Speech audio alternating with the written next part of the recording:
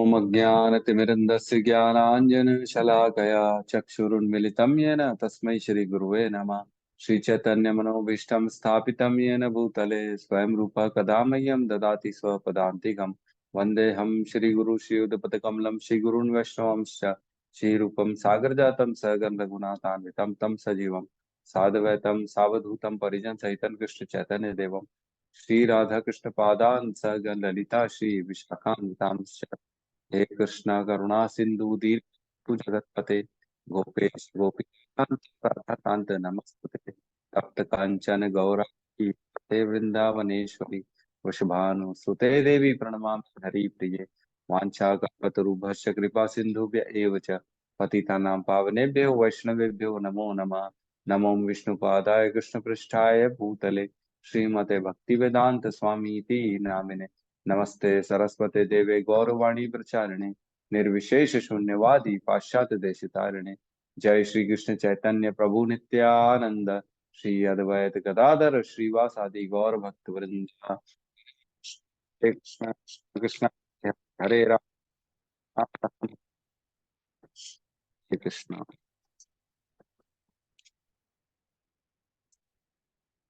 नौवा अध्याय बहुत ही इम्पोर्टेंट अध्याय है। इसमें अभी तक हमने पढ़ा पॉइंट। कल हमने पढ़ा किस प्रकार की जो है ना कोई भी उपाधि, कोई भी डेजिग्नेशन, कोई भी जाति धर्म कुल जो आप फॉलो कर रहे हो, जिस भी परिस्थिति में हो, उससे कोई लेना भक्ति का, है ना। भगवान ने बताया चाहे निम्न कुल की स्त्री हो, चाहे वैश्य हो, चाहे शूद्र हो, चाहे आपका ब्राह्मण हो, धर्मात्मा हो, भक्त हो, चाहे राज ऋषि हो, वो सब जो है।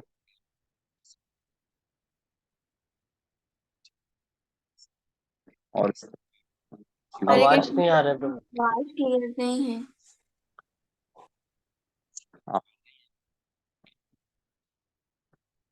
हरे कृष्णा।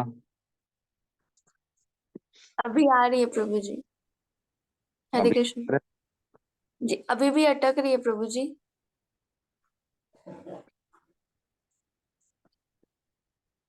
हरे कृष्णा अभी ठीक है।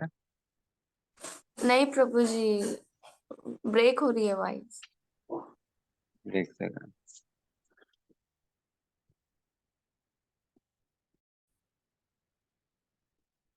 तो कल तक जो पढ़ा हमने कि कोई भी भक्ति में आगे बढ़ सकता है, कोई भी जाति का हो, धर्म का हो, उससे कोई फर्क नहीं पड़ता, है ना। वो मेरे शरण में आके मेरे स्वभाव को, मेरे धाम को प्राप्त कर सकता है, भगवान ने कहा। तो हम देखें का जो कल वाला 33 वाला श्लोक है, उसमें भगवान बताए ये जो संसार है, ये अनित्यम असुखम बताया इन्होंने, ठीक है। और 8.15 जो हमने पढ़ा था उस दिन, 8.15, ठीक है, उसमें भगवान बताते हैं कि ये जो संसार है दुखालयम अशाश्वतम है, ठीक है। माम उपेत्य पुनर्जन्म दुखालयम अशाश्वतम ना आपनुवन्ति महात्माना संसिद्धिम परमाम गताहा। मतलब ये संसार दुखालयम अशाश्वतम है, और बोलते हैं यहाँ पे अनित्यम असुखम। तो असुखम मतलब जहाँ सुख नहीं है, मतलब अनित्यम मतलब चेंज होने वाला है। तो एकदम वही टू वही बता रहे हैं यहाँ पे, ठीक है। अब हम अपने सबसे इंपॉर्टेंट श्लोक में प्रवेश करते हैं कि 9.34 साथ में दोहराते हैं। मन मना भव मद्भक्तो मन्मना मन्मना भव भक्तो मद्भक्तो मद्याजी माम नमस्कुरु मद्याजी याची माम नमस्कुरु नमस्कुरु मामेव एष्यसि युक्त्वा एवं माम माम एव एव एष्यसि एष्यसि युक्त्वा युक्त्वा एवं एवम् आत्मानं मत्परायणः आत्मानं आत्मानं मत्परायणः मन्मना भव मद्भक्तो मन्मना भव मद्भक्तो मद्याजी माम नमस्कुरु मद्याजी मां नमस्कुरु। नमस्कुरु। मामेवेश्यसि युक्तैवम् मामेव वैश्यसि एवम् आत्मानं मत्परायणः आत्मानं मत्परायणः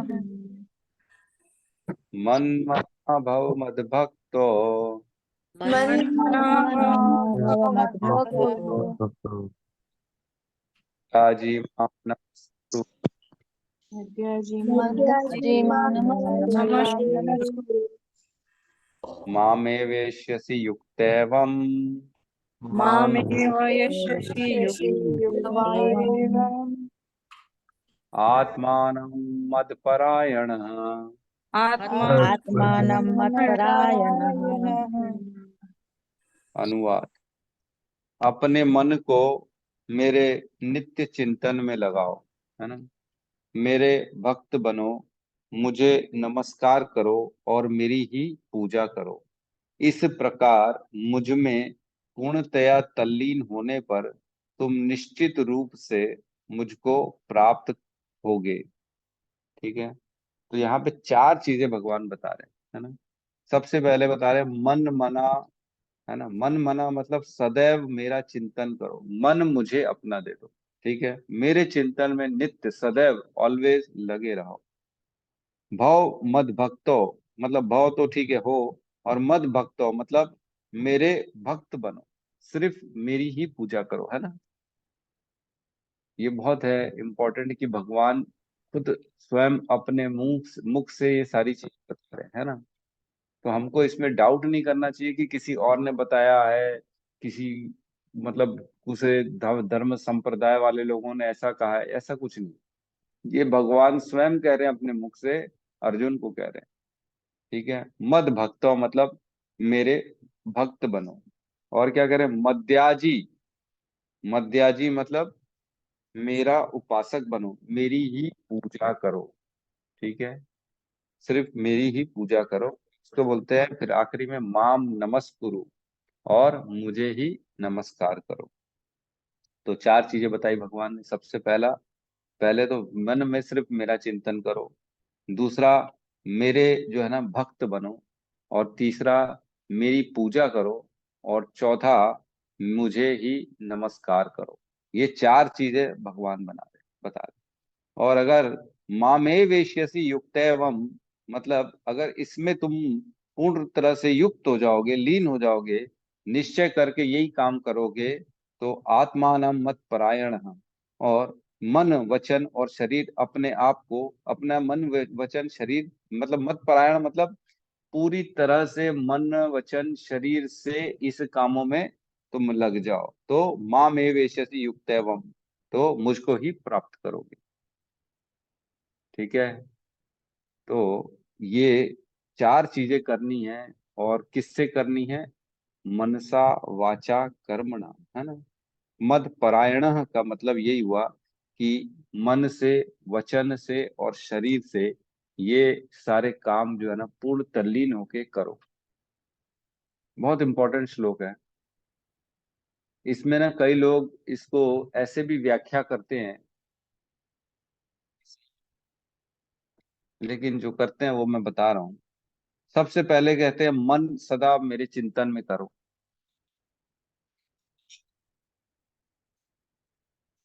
तो खाली मेरे भक्त बन जाओ, है ना। पूर्ण रूप से चिंतन तुम्हारा कंट्रोल में नहीं है, तुम नहीं कर पा रहे हो, नहीं, कम से कम भक्त तो हरे बन। कृष्ण प्रभु जी, वॉइस जी। फिर ब्रेक हो गई है।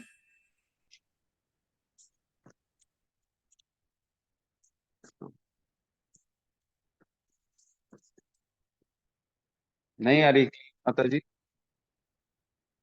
अभी भी ब्रेक हो रही है प्रभु जी।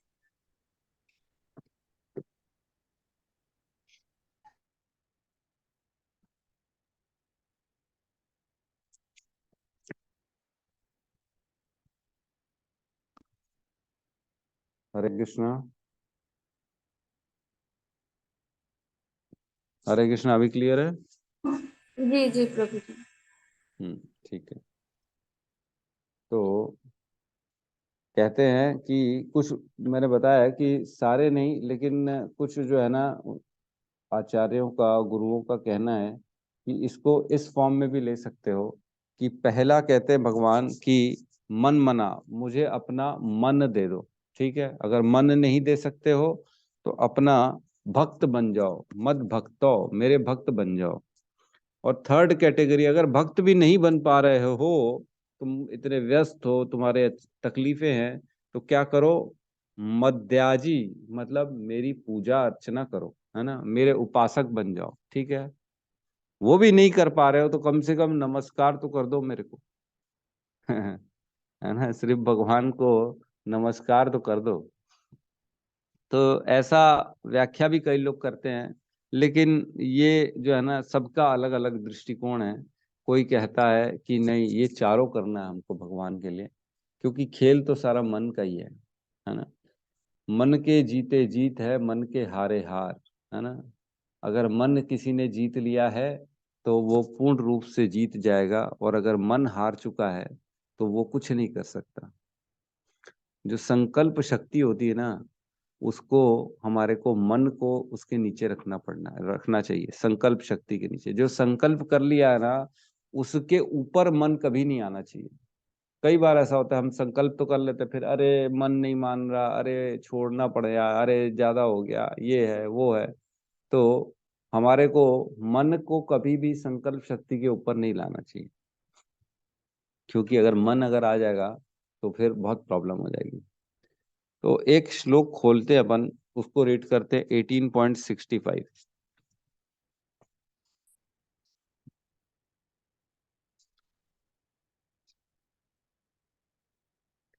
18.65 खोलेंगे, उसको भी पढ़ते हैं एक बार। मन मना भव मद भक्तो,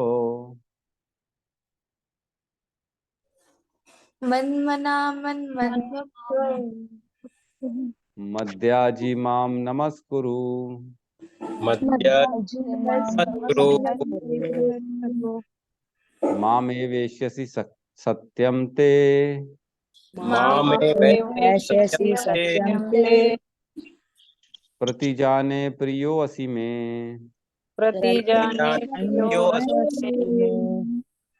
तो अपन इसमें पढ़ पा रहे हैं, इसमें भी सेम लाइन लिखी है, मन मना भव मद भक्तो मद्याजी माम नमस्कुरु, है ना। सेम लाइन लिखी हुई है, बस इसमें जो है ना सेकेंड लाइन का आधा पार्ट चेंज किया गया है। ठीक है, तो अनुवाद पढ़ते हैं कि क्या ऐसी चीज है जो यहाँ पे डिफरेंस है। यहाँ कहते हैं, सदैव मेरा चिंतन करो, मेरे भक्त बनो, मेरी पूजा करो और मुझे नमस्कार करो। इस प्रकार तुम निश्चित रूप से मेरे पास आओगे। मैं तुम्हें वचन देता हूँ, क्योंकि तुम मेरे परम प्रिय मित्र हो।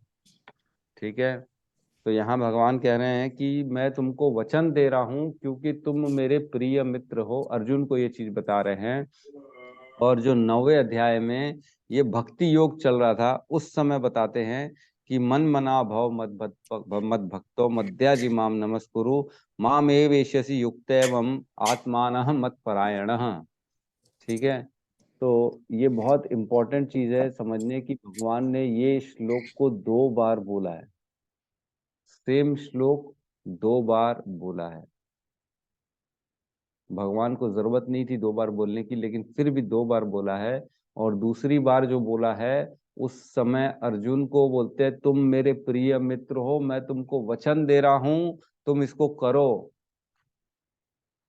हैं, अगर सपोज करो किसी देश का प्रधानमंत्री है, या कहीं और का बहुत बड़ा उच्च लेवल का जो है ना पैसे वाला आदमी है, वो बोलता है, मैं तुमको एक सीक्रेट फॉर्मूला दे रहा हूँ, अपने बेटे को, अपने खासम खास दोस्त को, ये फॉर्मूला ले लो और तुम इस फॉर्मूला से जो है ना पूरी दुनिया जीत सकते हो। सपोज करो कोई डिस्कवरी के पेपर्स हैं, या कोई सपोज करो बैंक अकाउंट का पासकोड है, जिससे जो है ना अनगिनत उसमें पैसा रखा हुआ है, बोले ये पासवर्ड मैं तुमको दे रहा हूँ, जहां जाओगे, जहां चाहो इस पासवर्ड को यूज करके तुम पैसा निकाल सकते हो। और वो पासवर्ड हमको भी पता पड़ गया। है ना। भगवान ने अपने प्रिय मित्र को वो पासवर्ड दिया है कि तुम ये करो और तुमको चिंता की जरूरत ही नहीं है, तुम मेरे धाम में पहुंच जाओगे। आज हमको भी वो पासवर्ड भगवान ने दे दिया कि अर्जुन को दे रहे थे तो हमने भी सुन लिया, और वो पासवर्ड भगवान की दया से हमारे पास भी आ गया। ये करेंगे तो हम इस संसार को छोड़ के भगवत धाम की प्राप्ति करेंगे। भगवान इसमें क्लियर कट वचन दे रहे हैं, वचन, है ना, अपने प्रिय मित्र को वचन दे रहे हैं कि मैं तुमसे झूठ नहीं कह रहा हूं, मैं सच कह रहा हूं, तुम ये करो और तुम मेरे पास में आ जाओगे। बहुत इंपॉर्टेंट श्लोक है ये। मन भगवान के चिंतन में लगाना है। हमने पहले भी सुना, ये 9वें अध्याय एक्चुअल में खेल ही जो है ना शुद्ध भक्ति का चल रहा है, अनन्य भक्ति का चल रहा है। अनन्य भक्ति हमने पढ़ा 9.14, जिसको भगवान कहते हैं सततम कीर्तयन्तो माम यतन्तश्च दृढ़व्रता नमस्यन्तस्य माम भक्त्या नित्य युक्त उपासते। चार चीजें बताई। सतत मेरा नाम लो, कीर्तन मतलब मेरा गुणगान करो, मेरा नाम लो, जपा करो बैठ के, है ना। यतन्तश्च दृढ़व्रता, कुछ यतन करो, व्रत लो मुझे प्रसन्न करने के लिए, है ना। फिर कह रहे हैं नमस्यंत से माम भक्त्या, मेरी भक्ति करके मुझे नमस्कार करो, और नित्य युक्त उपासते, हमेशा ऑलवेज सतत मेरे जो है ना उपासना में लगे रहो, मेरी भक्ति में, मेरी पूजा में लगे रहो, मेरी सेवा में लगे रहो। तो ये होता है अनन्य भक्ति। अनन्य भक्ति करेंगे मतलब पूर्ण रूप से मन दे देंगे। तो एक चीज बड़ी इंपॉर्टेंट है समझने की, मन कैसे देना है, ठीक है। आज जो है एक, सपोज करो हमारे सत्यम प्रभु जॉब करते हैं, ठीक है, एक कंपनी में जॉब करते हैं और पूर्ण लगन से, मेहनत से उस जॉब को पूरा करते हैं। तो इसका क्या मतलब है, वो अपने मन से कर रहे हैं सारा काम, पूरा मन लगा दिया उन्होंने अपने जॉब में। क्या जॉब करने में उनको आनंद आ रहा है? क्या जॉब करना, जितनी लगन से जॉब कर रहे हैं, ये बड़ा गहरा चिंतन है एक्चुअल में, समझिए इसको कि बोलना क्या चाह रहे हैं, हो क्या रहा है एक्चुअल में जीवन में, हम समझ नहीं पा रहे हैं। हम करते तो जरूर हैं लेकिन हम समझ नहीं पा रहे हैं कि क्या जॉब वो अपने मन में आनंद प्राप्ति के लिए कर रहे हैं, मन पूरा दे के अपनी जो इच्छा है, मतलब जॉब जो कर रहे हैं सिंसियरली तो कर रहे हैं, इसमें कोई शक नहीं है, बहुत मन से कर रहे हैं, बोलते रहे अरे उनके बॉस खुश है, इतना मन लगा के काम करते हैं, क्या बताएं। तो क्या मन उनका जॉब में लगा हुआ है? क्या 4 महीने सैलरी नहीं मिलेगी तो भी मन लगा रहेगा? लगा रहेगा? नहीं लगा रहेगा। तो क्या मन और जॉब का कोई संबंध है डायरेक्ट? नहीं है। ये समझने वाली बात है। मन का लगा हुआ है, मन किस में लगा हुआ है? सैलरी में लगा हुआ है। सैलरी तब मिलेगी जब हमारे बॉस खुश होंगे, जब देखेंगे कि सिंसियरली काम कर रहा है। तो एक्चुअल में देखा जाए तो यही हो रहा है, पूरे भ्रम में चल रहे हैं हम। कर तो रहे भक्ति, कर तो रहे सब कुछ तो, लेकिन क्या मन हमारा भगवान के प्रेम में लगा हुआ है? क्या भगवान की इच्छा है हमको, या कि सिर्फ भगवान से जो चीजें मिल रही हैं उसमें हमारा मन लगा हुआ है? समझ रहे हैं? जब तक बेनिफिट्स मिल रहे हैं भगवान से, क्या तब तक हम भगवान की पूजा करें? जिस दिन बेनिफिट्स मिलना बंद हो जाए हम भगवान की पूजा ना करें, क्या मन तब भी लगेगा जब हमारे पास विपरीत स्थितियां पैदा हो जाएंगी, है ना। तो दो चीजों का डिस्कशन हुआ है यहाँ पे इस श्लोक में। एक हो रहा है अनुकूल भक्ति और एक होता है प्रतिकूल भक्ति, ठीक है। इस श्लोक में एग्जाम्पल दिया गया है कंस का। कंस भी दिन रात भगवान का चिंतन करता था, है ना, कृष्ण का चिंतन करता था कि कृष्ण कब आएगा और कब हो सकता है मुझे मार दे। दिन रात सोचता था अरे कृष्ण को कैसे रोकूं, कृष्ण की मैं कैसे वाट लगाऊं, कृष्ण को कैसे मैं मार दूं, कृष्ण को मैं कैसे दबा दूं, क्या पता मेरा कब मारने आ जाएगा। दिन रात उसका वही चिंतन लगा हुआ है कंस का। तो एक हो गया अनुकूल भक्ति, जो हमारे प्रभुपाद ने हमको सिखाया है। अनुकूल भक्ति मतलब अनन्य भक्ति, सिर्फ भगवान से, भगवान की भगवान के लिए भगवान को भजन करना है ना, मतलब भगवान के बन के भगवान के लिए और भगवान को प्रसन्न करने के लिए भजन करना है। ठीक है, एक तो ये हो गई अनुकूल भक्ति, और एक हो गई प्रतिकूल भक्ति, कि भगवान को तो भजन कर रहे हैं लेकिन इसलिए कर रहे हैं कि भगवान मेरे को सारी चीजें प्रदान करेंगे। क्यों? क्योंकि वो ब्रह्मांड नायक है ना। मैं माला करता हूँ तो मेरी सारी चीजें ना मेरे फेवर में हो जाएंगी, मेरे को ये भरोसा है। देखो ये भरोसा भी ठीक है, गलत नहीं है, लेकिन सिर्फ यही कारण नहीं होना चाहिए भक्ति का, है ना। हमको ये समझना चाहिए कि हम सिर्फ अपने सुख और आनंद के लिए भक्ति नहीं करते हैं, हम भगवान के आनंद के लिए भक्ति करते हैं ना। क्या कहते हैं, है ना, जीवेरे स्वरूप है नित्य, जीवेरे स्वरूप है कृष्णेर नित्य दास। हमारा जो बेसिकली स्वरूप है वो जीव का यही है कि हम कृष्ण के नित्य दास हैं, है ना। जैसे हाथ एक शरीर का अंग है और हाथ का काम है शरीर की सेवा करना, वैसे ही हम भगवान के अंग हैं और हमारा स्वरूप है, हमारा जो नेचर है वो भगवान की सेवा करना। तो हम भगवान से अलग नहीं हैं, हम भगवान के अंश हैं। भगवान हर समय हमारा चिंतन कर रहे हैं कि कब मेरा भक्त आएगा मेरे पास, है ना, कब इस संसार के सुख दुख को छोड़ेगा और कब मेरी तरफ मुख करेगा अपना। ठीक है, तो एक चीज बड़ी इंपॉर्टेंट है यहाँ पे कि eight any point of time, किसी भी समय हमारे मन में कोई ना कोई रहता है। ठीक है, किसी का पुत्र रहता है, किसी की गर्लफ्रेंड रहती है, किसी का पति रहता है, किसी का माँ बाप रहता है, किसी के मन में कई बार देश भी रहता है ना।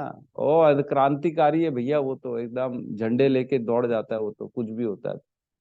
तो हमेशा at any point of time हर किसी के मन में कोई ना कोई एक ऐसा व्यक्ति वस्तु है जिसने बहुत जगह लेके रख ली है मन की।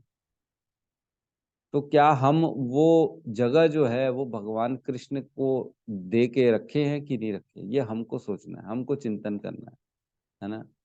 हमारे को भक्ति यही सिखा रही है, यही भगवान अनन्य भक्ति में बता रहे हैं, परम गुह्य ज्ञान है ये। ठीक है, लास्ट में इस श्लोक में भगवान परम गुह्य ज्ञान को यहाँ पे समापन करते हैं कि ये चार चीज करो तो परम गुह्य ज्ञान है ये, इससे ऊपर कॉन्फिडेंशियल कुछ भी नहीं है ना। जैसे ही हमने स्टार्ट किया था, क्या है, राज ऋषियो राज विद्या राजगुह्यम इदम पवित्रम उत्तमम कर्तव्यम सुसुखम कर्तव्यम अव्ययम धर्मम सुसुखम कर्तव्यम अव्ययम, है ना। ये क्या है, राज विद्या है और राजगुह्यम है, बहुत कॉन्फिडेंशियल है, और इसको करने से क्या होगा, सुख प्रदान होगा, सुसुखम और अव्ययम, कभी खत्म होने वाली नहीं है ये। तो ये ज्ञान यही है कि भगवान को मन हम भगवान में लगाएं। ठीक है, प्रवेश करते हम तात्पर्य में।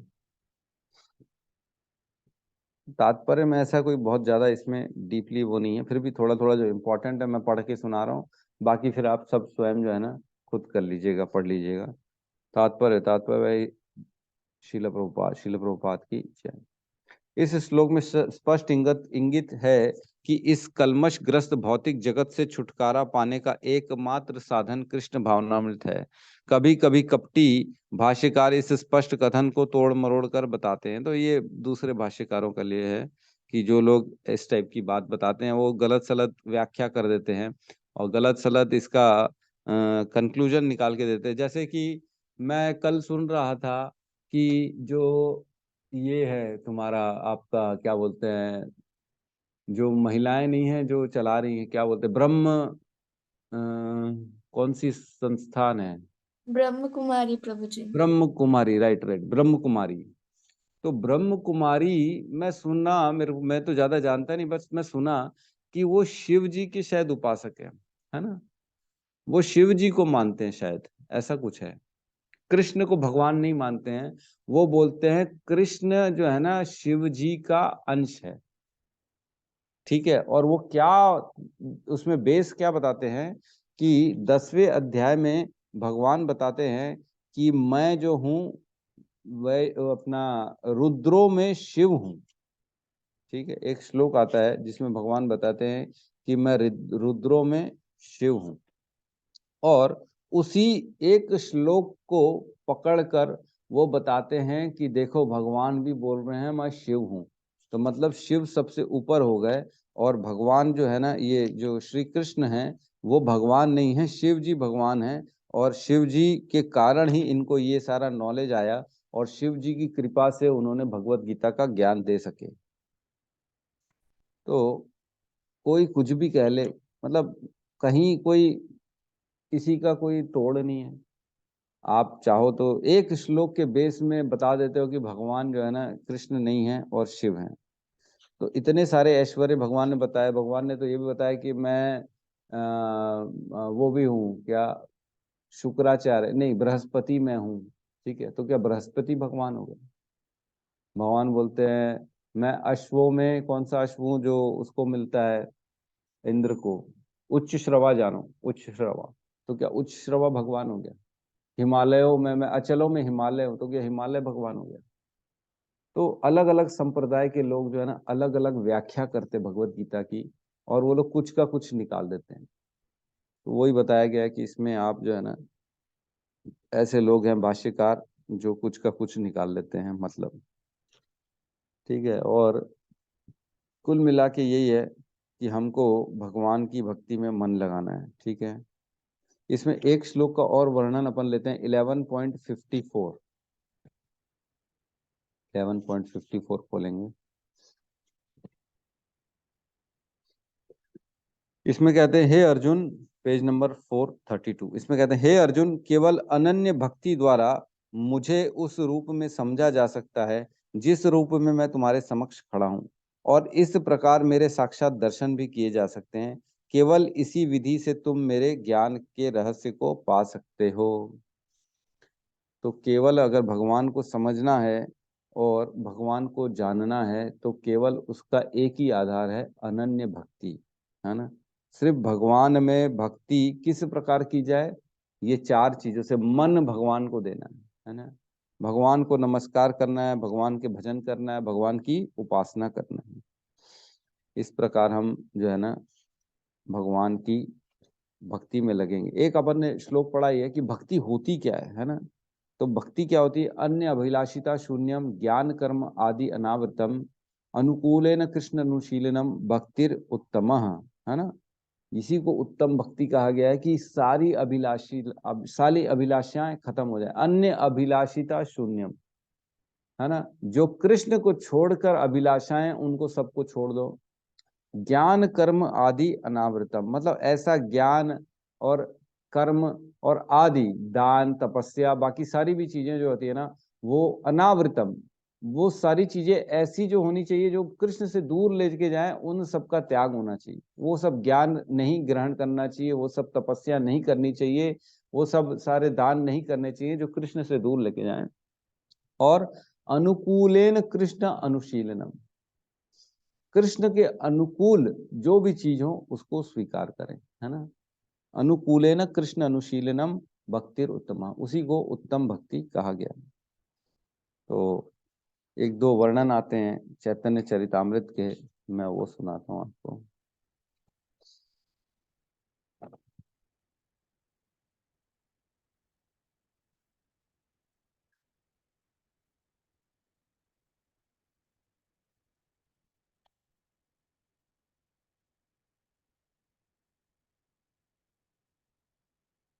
ये तो अपन सुन लिए, चैतन्य चरितामृत मध्य लीला 20.108 का श्लोक है। जीवेर स्वरूप है कृष्णेर नित्यदास, कृष्णेर तटस्था शक्ति, भेद भेदा भेद प्रकाश है। मतलब कृष्ण का सनातन सेवक होना जीव की वैधानिक स्थिति है, क्योंकि जीव कृष्ण की तटस्था शक्ति है और वह भगवान से एक ही समय अभिन्न और भिन्न भी है, दोनों है ना। जीवेरे स्वरूप है कृष्णेर नित्य दास, कृष्णेर तटस्था शक्ति, भेदा भेद प्रकाश। मतलब हम तटस्था शक्ति हैं भगवान की, और हमको भगवान में जो है ना और फाइनली भगवान को ही प्राप्त करना है। ठीक है। और कहते हैं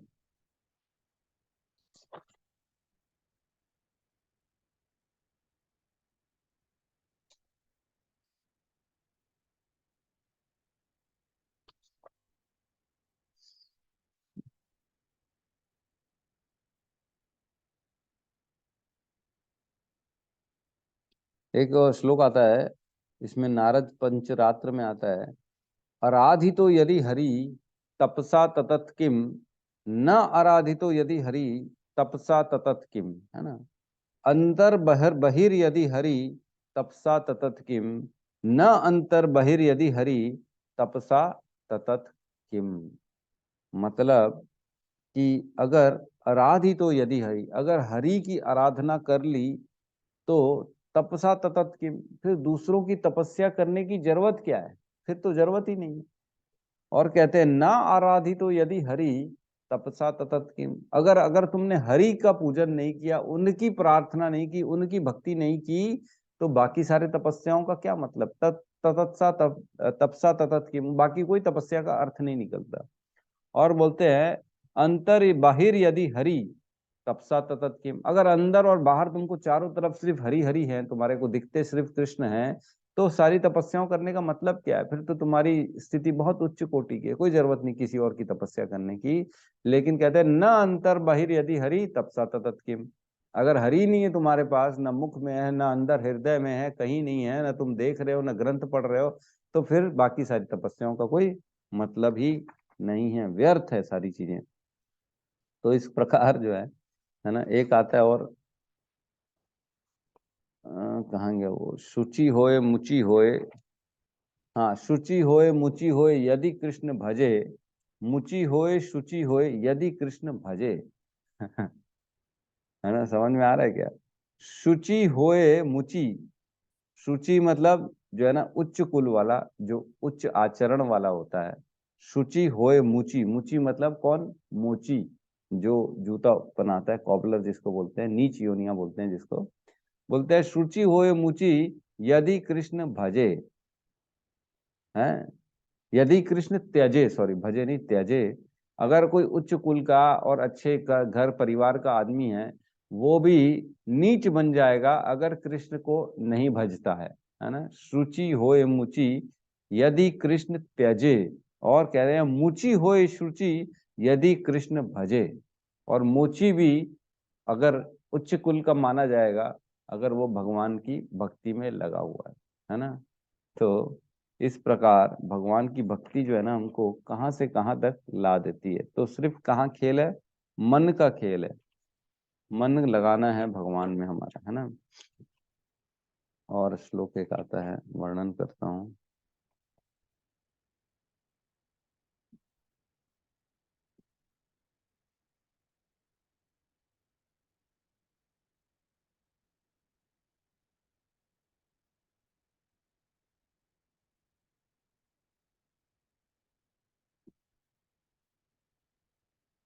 भगवान कहते हैं एक दूसरा, ये देखते देखते आ रहा है, भाव का भूखा हूं मैं और भाव ही बस सार है, और भाव से मुझको भजे तो भव से बेड़ा बेड़ा पार है। भाव बिना सूनी पुकारे मैं कभी सुनता नहीं, और भाव से एक फूल भी दे तो मुझे स्वीकार है। भगवान सिर्फ भाव के भूखे हैं, सिर्फ भगवान को, हमारे को मन समर्पित करना है, और भगवान को कुछ नहीं चाहिए हमसे। देखो, चीजें अगर लेके भगवान प्रसन्न होते ना, तो जो आज जिनके पास सबसे ज्यादा चीजें हैं ना वो प्रसन्न हो जाते, वो भगवान को खुश कर देते थे। लेकिन भगवान ऐसे नहीं है, चीजों से कभी भी भगवान प्रसन्न होने वाले नहीं हैं। भगवान हृदय से प्रसन्न होते हैं, खाली हृदय देंगे तो भगवान प्रसन्न हो जाएंगे।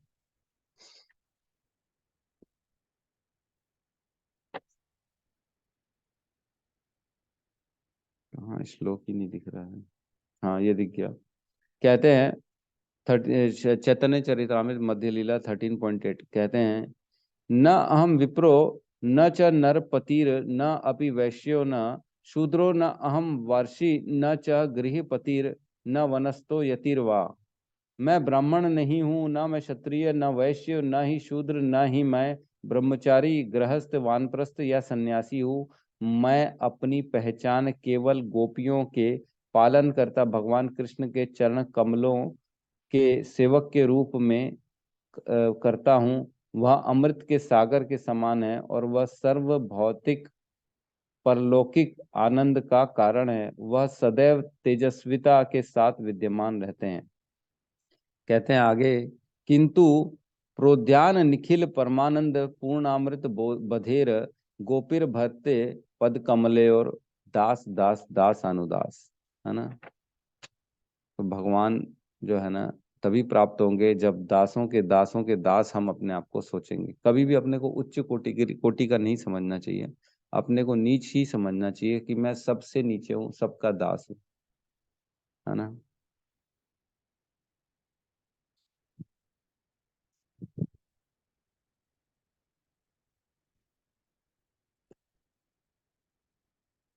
एक और श्लोक आता है, ये थोड़ा सा ना समझने वाली चीज है। चैतन्य चरितामृत में आता है, मध्य लीला 22.107। इसमें कहते हैं, नित्य सिद्ध कृष्ण प्रेम साध्य कबू नाय, श्रवण आदि शुद्ध चित्ते करय उदय। है, इसका मतलब ये है, कृष्ण के प्रति शुद्ध प्रेम जीवों के हृदय में नित्य स्थापित रहता है। यह ऐसी वस्तु नहीं है जिसमें किसी अन्य स्रोत से प्राप्त किया जाए। जब श्रवण तथा कीर्तन से हृदय शुद्ध हो जाता है, तब यह प्रेम स्वाभाविक रूप से जागृत हो उठता है। क्या इसका मतलब अपन समझ पा रहे हैं? कि इसमें कह रहे हैं कि कृष्ण का प्रेम सबके हृदय में हमेशा रहता है, लेकिन एक चिंगारी जिसको बोलते हैं ना, चिंगारी जो श्रवण कीर्तन है, वो उससे वो जग जाता है, उड़ जाता है। जैसे एक लकड़ी के अंदर आग हमेशा रहती है ना।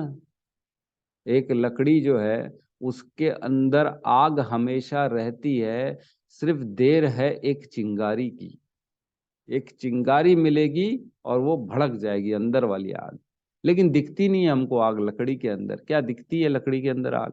नहीं दिखती। लेकिन एक चिंगारी के स्पर्श आएगा तो वो अंदर से भड़क जाएगी और पूर्ण रूप से ज्वलंत हो जाएगी। तो उसी प्रकार हमारे हृदय में कृष्ण के लिए असीम प्रेम रहता है ऑलरेडी, लेकिन एक चिंगारी जो श्रवण कीर्तन आदि की स्पर्श मात्र की देरी है, जिस दिन वो मिल जाएगा ऑटोमेटिकली हम कृष्ण के प्रति पूर्ण समर्पण दे देंगे, है ना। यही लिखा है यहाँ पे, नित्य सिद्ध कृष्ण प्रेम साध्य कबू नाय। मतलब साधन से कृष्ण का प्रेम नहीं मिलता, है ना।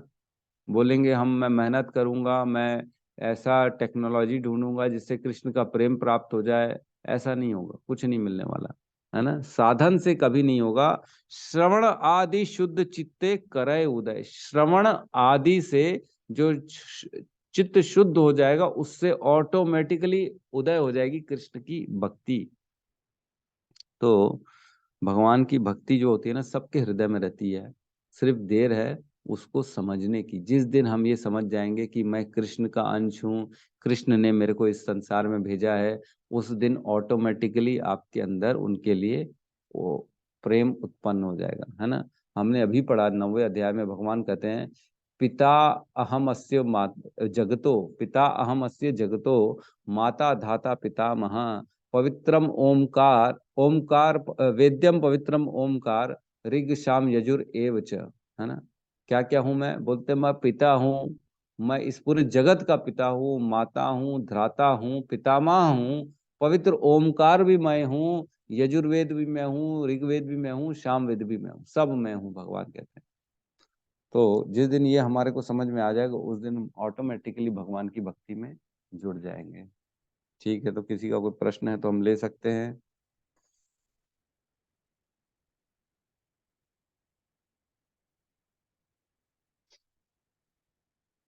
तेरा तुझको सौंप दे क्या लागे है मेरा, एकदम सही है ना। हम हमारे घर में आरती यही होते है ना, तन मन धन सब कुछ है तेरा, तेरा तुझको अर्पण क्या लागे मेरा। तो ये सिर्फ बोलने भर की बातें हैं। घर वालों को बोलो निकाल के पैसा दो तो कोई निकाल के देता नहीं है। अरे नहीं नहीं, पागल है क्या बोले। भगवान तो खाली हृदय देखते, बोले पैसा थोड़ी देखते। अरे तो तुम क्यों देख रहे हो पैसा। बड़ी मुश्किल है। जी राहुल प्रभु जी बोलिए।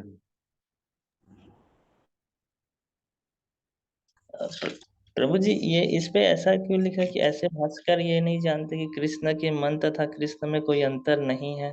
तो मन और कृष्ण और शरीर, इसके बारे में क्या बोल रहे हैं प्रभु जी? इसके बारे में कह रहे हैं कि भगवान का मन और भगवान का शरीर, भगवान की इंद्रियां, ये सब एक है। भगवान में ऐसा नहीं जैसे हमारा मन और हमारा शरीर अलग अलग होता है, वैसे नहीं होते भगवान। भगवान सच्चित आनंद है। वो कोई भी कार्य किसी भी इंद्रिय से कर सकते हैं। वो नाक से खा सकते हैं, मुंह से सूंघ सकते हैं, कान से चल सकते हैं, आंख से जो है ना सूंघ सकते हैं, कुछ भी कर सकते हैं। उनका कोई भी अंग सच्चित आनंद है। जैसे एक मिश्री होती है ना, एक मिश्री कहीं से भी चाटो आपको क्या लगेगी, मीठी, है कि नहीं। वैसी भगवान है सच्चित आनंद। चारों तरफ से, हर तरफ से वो सच्चित आनंद है। उनका स्वरूप जो है ना, वो हर तरफ से, हर चीज है। उनका शरीर, मन, इंद्रियां हर तरफ है। उनको हमारी तरह नहीं कि हमको सिर्फ देखने के लिए आंख की जरूरत है। उनको अपने शरीर से भी देख सकते हैं वो। तो भगवान का मन और भगवान का शरीर सब एक है, सब अलग अलग नहीं है वहां पे। ठीक है। जी प्रभु जी। है ना। जी।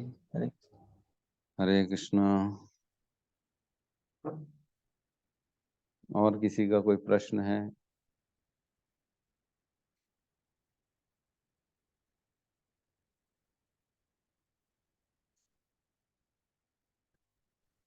अब प्रभु जी, इसी के आगे जैसे लिख रहे हैं, लेकिन इस कृष्ण तत्व को ना जानने के कारण भाष्यकार कृष्ण को छुपाते हैं।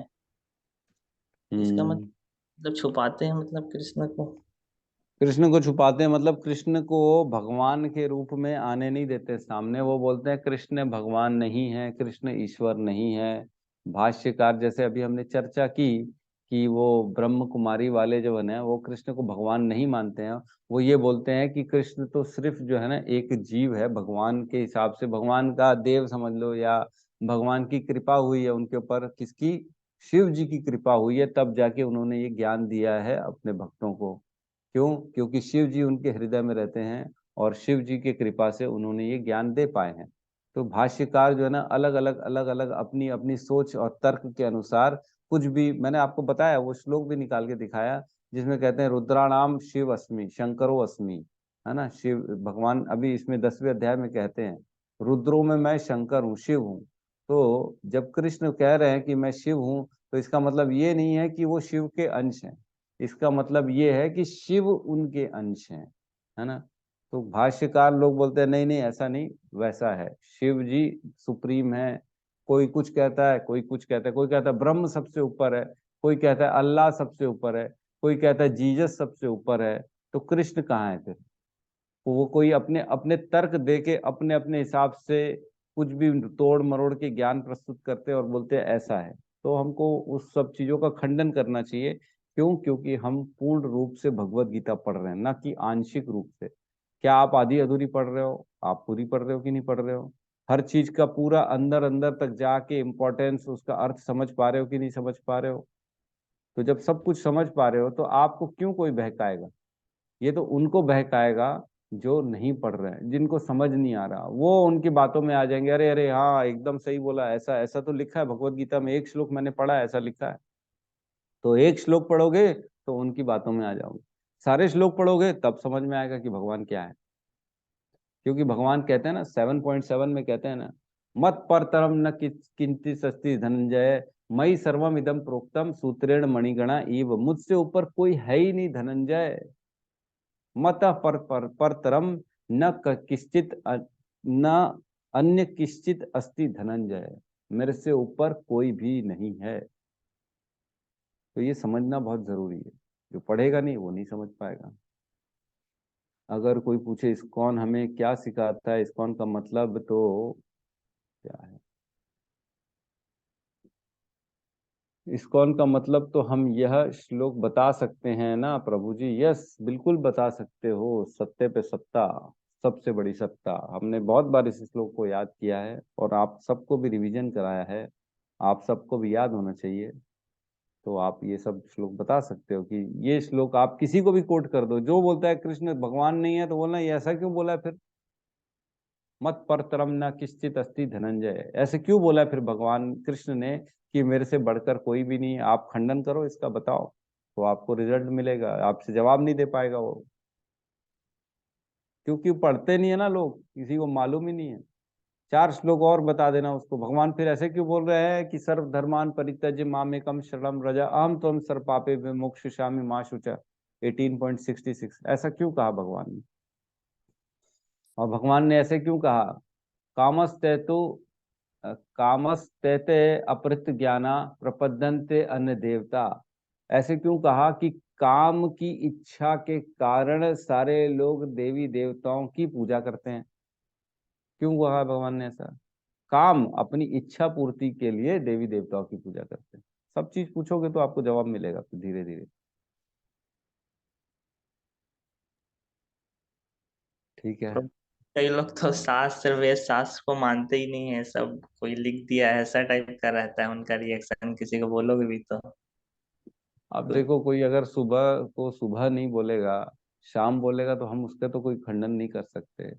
कोई बोलेगा सुबेरे, अभी रात है, सूरज नहीं है, सूरज मर गया है, सुबेरे पैदा होगा, तो ये इसका तो कोई जवाब ही नहीं है ना। नहीं मानेगा तो हम तो उसका सर पटक नहीं सकते, है ना? जी तो जो नहीं मानेगा उसकी कोई बात ही नहीं है, उसका समय नहीं आया अभी, है ना?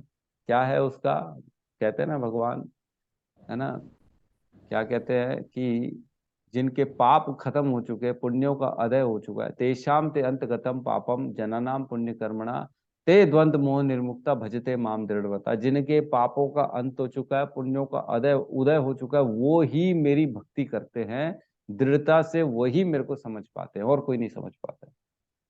तो जी अभी उनका मान के चलना चाहिए, उनका समय नहीं आया, अभी पाप भरे पड़े हुए हैं उनके, जी जी है ना? एक हमने पढ़ा था, भगवान ने बताया जो मेरे को मनुष्य रूप में जानता है, मैं उनको अपने से दूर कर देता हूँ, मतलब उनको नीच योनियों में डाल देता हूँ। अपन ने उसमें चर्चा भी की थी, जैसे दूर देशों में, पाकिस्तान में, अफगानिस्तान में, चाइना में उनको जन्म मिलेगा, ताकि वो भगवान से दूर रहे, वो समझ ही नहीं पाएंगे, कृष्ण को जान ही नहीं पाएंगे। ऐसी जगह जन्म मिल जाता है उनको। जी हम्म। तो वो लोग कहाँ मानेंगे? वो आपके तर्क नहीं समझने वाले, वो यही बोलेंगे कृष्ण नहीं होता। जी जी। ऐसे ही हम्म। प्रभु जी, मतलब महिला किसी प्रभु जी से पूछ रही थी कि श्री कृष्ण ने अर्जुन को कुरुक्षेत्र में ज्ञान दिया, इसका क्या प्रमाण है कि उन्होंने ही दिया, ऐसा करके आपको कहाँ से पता चला? तो प्रभु जी बोले कि हमने अपने गुरु जी से सुना, हमारे गुरु जी ने हमको बताया कि ऐसा हुआ है। जैसे हम्म। A+B 1 2 3 जैसे आपने सीखा एजुकेशन में, जैसे आप मानते हो कि वो हम्म। 2 होता है, वैसे हमारे गुरु ने कहा कि श्री कृष्ण ने अर्जुन को ज्ञान दिया, बस ऐसा हम्म। करके। नहीं तो फिर प्रूफ क्या है? तो आपके पास क्या प्रूफ? ऐसा करके एक तर्क वहां चल रहा था। अरे उनको बोलना आपका क्या प्रूफ है, आपके जो बता रहे हो आप दादा, ये मेरे दादा है, उसका क्या प्रूफ है बोलना? आपका ये कैसे मान ले कि यही दादा है? फोटो दिखाती है ना अपने दादाजी, मेरे दादाजी ये थे, बड़े अच्छे थे, ये थे, क्या प्रूफ है बोलना? हम कैसे मान ले आपके प्रूफ है, दिखाओ। ये तो कोई बात नहीं होती, ये फालतू की तर्क जो है ना, नहीं है, दिखा नहीं सकते तो क्या होता नहीं है क्या? हवा नहीं, हवा को देखो, बोला हवा दिख रही है कहीं पे, है कि नहीं हवा? जी प्रभु जी, बहुत प्रकार के इंसान रहते हैं। हम्म।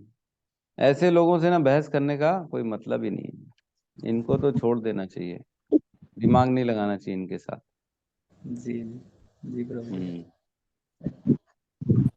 बोलना ठीक है भैया, हाथ जोड़ लो, बोलना भैया मैं अपने काम में लगे रहूंगा, आप अपने काम में लगो।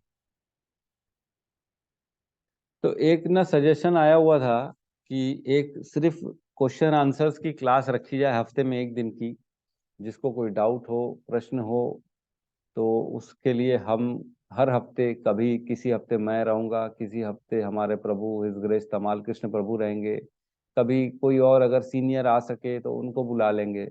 एक ऐसी क्वेश्चन आंसर्स की सेशन की विचार चल रहा है कि शाम को 8 से 8:30, हफ्ते में एक दिन, सिर्फ एक ही दिन, थर्सडे फ्राइडे सैटरडे देख लेंगे, जो उचित रहेगा उस दिन रख लेंगे। तो अगर सबकी रिक्वायरमेंट है, ऐसा लग रहा है सबको कि रखना चाहिए, तो प्लीज हैंड रेस करें, तो वो हम कंफर्म करके रख लेंगे। अपने भक्ति को लेके या कोई अपनी पर्सनल बातों को लेके या समाज को लेके, या जो भी अंदर क्वेश्चन आपने पढ़ा है, कुछ समझा है, समझने की कोशिश कर रहे हैं, तुलसी आरती पूजा विग्रह भोग कुछ भी, सब चीजों का प्रश्न आंसर के लिए एक क्लास रखने की विचार है। तो सबका तो हैंड रेज आ गया 14 लोगों का। ठीक है, तो इसको हम रख लेंगे गौतम प्रभु, इसको अपन कंफर्म कर लेंगे वीक में एक दिन 8 से 8:30, है ना। जी जी प्रभु जी। प्रभु जी मैं ये बोल रहा था, एक बुक आता है वैष्णव एथिकेट्स, वैष्णव सदाचार, उसमें सारी चीजें दिया रहता है, मतलब एक वैष्णव किस तरीके से मतलब उनको रहना चाहिए, किस तरीके से उसका रहता है, तो उसमें सारी चीजें दिया हुआ है सब चीजें। हम्म ठीक है, प्रश्न आंसर में सब चीज आ जाएगी। अगर कोई सदाचार पूछेगा तो उसका भी आंसर आ जाएगा, क्या करना है क्या नहीं करना है। वो बुक भी पढ़ सकते हैं सदाचार वाला। ठीक है, उसमें लेकिन हम जो है ना हिज ग्रेस तमाल कृष्ण प्रभु जी को भी बुलाएंगे, प्रशांत मुकुंद प्रभु जी को भी बुलाएंगे। एक एक क्वेश्चन तो ऐसा है कि सबसे विनती है कि ढंग से सारे अपने ना क्वेश्चंस बना के रखें, ताकि हम उनमें अगर कोई सीनियर आता है तो उसको ऐसा नहीं लगना चाहिए कि ये जो है ना एकदम नौसिखिए हैं, इनको कुछ मालूम नहीं, खुद पढ़ते नहीं है, बिना पढ़े सिर्फ सवाल कर रहे हैं, ऐसा नहीं होना चाहिए। ऐसे सवाल आप मुझसे कर सकते हो जो एकदम बिगिनर वाले हैं लेकिन जो थोड़े से ऊंचे वाले हैं वो उनसे कर सकते हो। ठीक है, ठीक है। तो एक ना बहुत कॉमन सा एक श्लोक है जो चैतन्य चरितामृत में श्रील प्रभुपाद बहुत बार इसको कोट करते थे। उसमें कहते हैं, जीव जागो गौर चंद्र बोले, है ना, कोथा निद्रा जाओ माया पीसा चिरे कोले। मतलब जीव जागो गौर चंद्र बोले। गौर चंद्र कौन है? हमारे चैतन्य महाप्रभु। वो बोलते हैं कि जागो, सारे जीव तुम लोग जागो जागो जागो। हम लोग क्या सो रहे हैं अभी, हम लोग को कुछ खबर नहीं है ना, कौन से माया की गोद में सो रहे हैं। क्या कह रहे हैं? कोथा निद्रा जाओ माया, और कितनी जो है ना, कितना सोओगे माया की गोद में, है ना, माया की गोद में कितना सोओगे, पीसा चीरे कोले। उठो ना, कब तक सोओगे? कहते हैं चैतन्य महाप्रभु कहते हैं, जीव जागो सभी सोते हुए मनुष्यों से कब तक माया की गोद में सोओगे। तो माया जो है ना वो हमारे को अपनों में, रिश्तेदारों में, सुख में, धन में, संपत्ति में, है ना, मोबाइलों में, सोशल मीडिया में पूर्ण रूप से बिजी कर दिया है उसने। आपको सोचने का मौका नहीं दे रही है कि इसके अलावा भी कुछ और है। हम उसी में सारा समय नींद में है, सुख के नींद में है, धन की नींद में, अपनों की नींद में, अपने बच्चों की नींद में, उनके साथ ही बस अपना समय पूरा का पूरा पास करे जा रहे करे जा रहे करे जा रहे। कब उठोगे? जागो, जीव जागो गौर चंद्र बोले, उठो, कब तक माया की गोद में सोगे? और उठ के जो है ना भगवान के बारे में चिंतन करो। भगवान कौन है, इस जन्म मृत्यु के बारे में चिंतन करो, अपने मनुष्य शरीर के बारे में चिंतन करो कि तुमको क्यों मिला है ये मनुष्य शरीर। उठना बहुत जरूरी है, इसका कभी अंत नहीं होगा। मृत्यु आ जाती है, मृत्यु पर्यंत आखिरी समय तक लोग जो है ना, मेरा पोता, मेरी पोती, मेरा कुत्ता, मेरा धन, मेरी प्रॉपर्टी, मेरी विल, इसी में लगे रहते हैं। खत्म हो जाता है पूरा जीवन, लोगों को पता ही नहीं पड़ता है। सोचो, एक पिक्चर खत्म हो गई और जो है ना, आप तो निकल आए वहां से बाहर, लेकिन कोई पूरा का पूरा जीवन पिक्चर में ही दे दिया जिसने। खत्म हो गई पिक्चर के साथ, उसका जीवन खत्म हो गया। सोचो, आप तो फिर भी जग गए हो, आप तो पिक्चर से बाहर आ गए हो कि ये जीवन का सच्चाई क्या है, मैं देखूं तो सही, पता तो करूं क्या। मैं जब छोटा था बचपन से ना, पता नहीं क्यों मेरे को ना एक हृदय में क्वेश्चन था कि जीवन सिर्फ यही नहीं है कि खाली पैसा कमाओ, मेहनत करो और घर वालों की सेवा करो। सिर्फ जीवन ये नहीं है, ये तो श्योर था, मैं बचपन से श्योर था कि ये जीवन का मतलब नहीं। जीवन का अर्थ तो कुछ और है। तो देखो फिर भी कितना समय लग गया, 40 साल लग गए ढूंढने में कि जीवन का असली मतलब क्या है। अब जाके पता पड़ा है जीवन का असली मकसद, 40 साल के बाद। लोगों का तो 100 साल ऐसी, 60 साल 70 साल ऐसी निकल जाता है, उसी में निकल जाता है, पता ही नहीं पड़ता है। लेकिन जीव जागो, इसी को तो कहते हैं जागो। कब जागोगे? नहीं तो पूरा खत्म हो जाएगा माया के गोद में। ठीक है, तो कल हम 10वां अध्याय चालू करेंगे, भगवान के ऐश्वर्य। सावित्री माता जी कुछ कहना चाह रही हैं कि आपका हैंड रेज है? नहीं प्रभु जी, वो 8:30 हफ्ते 8:30 सेशन के जी, लिए क्वेश्चन आंसर सेशन हफ्ते में एक दिन रहेगा, 8 से 8:30। अब वो दिन तय कर लेंगे कौन सा दिन रहेगा, वो हमारे गौतम प्रभु तय करके बताएंगे, क्योंकि उनकी बुक रीडिंग की क्लास चलती है डेली। हर दूसरे दिन शाम को बुक रीडिंग की क्लास होती है, जिसमें छोटी छोटी बुक्स पढ़ी जाती हैं। तो आप सबकी भी रिक्वेस्ट है, जो फ्री रहे बिल्कुल उसको बुक रीडिंग करना चाहिए। उससे और नॉलेज मिलता है और समझ में आता है कि प्रभुपाद क्या बताना चाह रहे हैं। मतलब बड़े आसानी से उनको एक्सप्लेन किया गया क्वेश्चंस को, कि किस प्रकार जीवन में क्या क्या होता है। तो और गहरे रहस्य जीवन के उस बुक रीडिंग क्लास से हम समझ सकते हैं। तो बिल्कुल 8 से 9 होता है इनका बुक रीडिंग का सेशन। जिसको बुक रीडिंग में ज्वाइन करना है वो मैसेज कर दें, और नहीं अगर ज्वाइन करना है तो कोई बात ही नहीं है, बुक ज्वाइन करें उसमें पढ़ें। ठीक है, हरे कृष्णा प्रभु जी। प्रभु हरे जी मेरे कृष्ण। को पूछा कि यार हरे कृष्णा हरे हरे हरे राम कहते हैं, तो हरे राम क्यों नहीं होते? कृष्णा और राम तो एक ही है, तो फिर दूसरा वामन होता है तो क्यों नहीं होते? महावीर को क्यों नहीं होते? नरसिंह को क्यों नहीं होते? मैं कुछ नहीं बोलता मुझे। क्या बोल रहे हैं, मेरे को प्रश्न समझ में नहीं आया। मैं पूछा कि हरे कृष्णा ही बोलते हैं, हरे राम। तो हरे राम की जगह भगवान ने तो बहुत सारे अवतार लिए, उनको क्यों नहीं राम को क्यों बोलते? मतलब राम जो है बलराम करके ऐसा बोलते हैं। मैं बोली मेरे को तो कुछ मालूम नहीं था। मैं बोली क्या बोलूं? अच्छा, उसके भगवान बाद ने बहुत सारे अवतार लिए हैं तो बाकियों का नाम क्यों नहीं लेते हो, सिर्फ कृष्ण और राम का क्यों लेते हो, ऐसा बोल रहा हूँ उन्होंने। बलराम को बोलते हैं, याद करते हैं।